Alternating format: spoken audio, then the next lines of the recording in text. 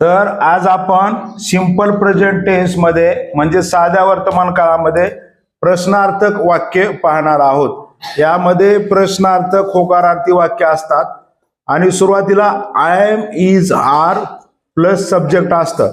प्रश्नार्थक वाक्यामध्ये सुरुवातीला I am is R हे सहाय्यकारी क्रियापदे येतात, ही लक्षात ठेवा।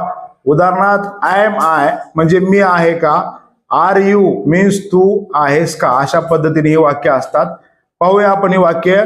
I am I, I am I, I am I, मी आहे का, आर यू, आर यू, तू आहेस का, आर वी, आर वी, आम्ही आहोत का, आर दे, आर दे म्हणजे ते आहेत का, इज ही तो आहे का, इज सी ते आहे का, ती आहे का, ती आहे का, इज इट ते आहेत का, I am an engineer मी इंजिनियर आहे का, आर वी इन नागपूर आम्ही नागपुरात आहोत का,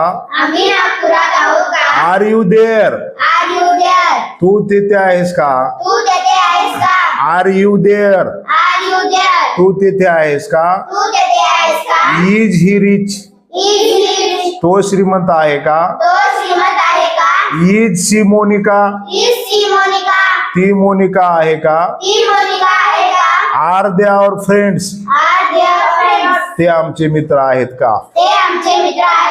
तर अशा पद्धतीनं हे प्रश्नार्थक वाक्य आय एम इज आर न सुरू होतात, हे लक्षात ठेवायचं आहे।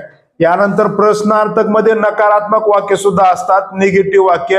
ह्याच्यामध्ये आय एम इज आर असतं, सब्जेक्ट असतं आणि शेवटी नॉट असतं। उदाहरणार्थ I am I not, are we not, are you not, is he not, is she not, is it not, अशा पद्धतीचे दक्ष हे नकारार्थक वाक्य असतात।